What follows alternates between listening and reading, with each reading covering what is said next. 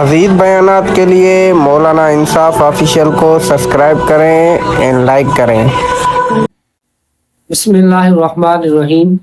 ہم سارے مسلمان کامیابی کے پیچھے دوڑ رہے ہیں اور ہم سارے مسلمان یہ چاہتے ہیں کہ ہم کامیاب ہو جائیں۔ تو کامیابی کے لیے ہمیں چاہیے کہ ہم فجر کی نماز با جماعت پڑھیں، کیونکہ فجر کی نماز میں اللہ تعالیٰ نے کامیابی رکھی ہے، اور مؤذن پکار کر کہتا ہے کہ حی علی الفلاح، حی علی الفلاح، آؤ کامیابی کی طرف، آؤ کامیابی کی طرف۔ اور فجر کی نماز میں جو فجر کی نماز ہوتی ہے، جب اس کے لیے اذان دی جاتی ہے تو مؤذن اس اذان میں پکار کر کہتا ہے الصلاۃ خیر من النوم، نماز بہتر ہے نیند سے، نماز بہتر ہے نیند سے۔ اور ہم اس ٹائم پہ سارے گھر کے افراد ہم سوئے ہوئے ہیں۔ تو اگر آپ تھوڑا غور کریں تو اس ٹائم پہ فجر کے ٹائم پر جو پرندے ہوتے ہیں وہ بھی صبح کو اٹھ جاتے ہیں اور وہ بھی اڑنے شروع ہو جاتے ہیں، جانور بھی اٹھ جاتے ہیں، اور ہم اشرف المخلوقات انسان جنت میں جانا چاہتے ہیں اور ہم کامیاب ہونا چاہتے ہیں، اور ہم سارے سوئے ہوئے ہوتے ہیں۔ تو اللہ تعالیٰ نے کامیابی فجر کی نماز میں رکھی ہے۔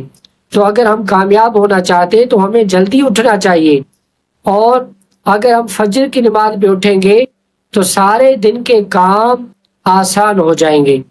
افسوس اس بات پہ ہوتا ہے کہ جب فجر کی نماز کا ٹائم ہوتا ہے تو سارے گھر کے افراد سوئے ہوتے ہیں، لیکن جب نوکری کا ٹائم ہوتا ہے تو اٹھ جاتے ہیں، بچوں کے اسکول کا ٹائم ہو جاتا ہے تو ماں باپ زبردستی اپنے بچوں کو اٹھاتے ہیں اور ان کے اوپر پانی لگاتے ہیں، لیکن فجر کی نماز پر ہم سارے سوئے ہوئے ہوتے ہیں۔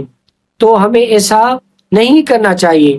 فجر کی نماز کے بہت سارے فوائد ہیں۔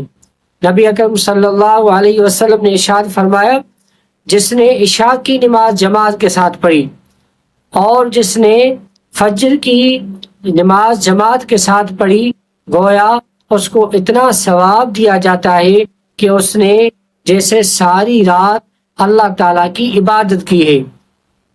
اور فجر کی نماز پڑھنے والا صبح سے شام تک اللہ تعالیٰ کے ذمے میں آ جاتا ہے، اللہ تعالیٰ اس کا ذمہ اٹھاتے ہیں۔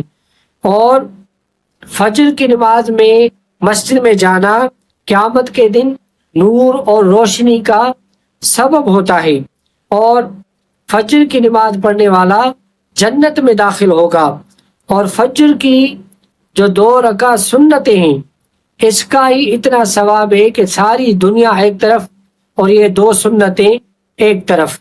اور اسی طرح فجر کی نماز جو پڑھتا ہے، فرشتے اس کے گواہ بن جاتے ہیں، اور فجر کی نماز پڑھنا رزق میں برکت کا سبب ہو جاتا ہے۔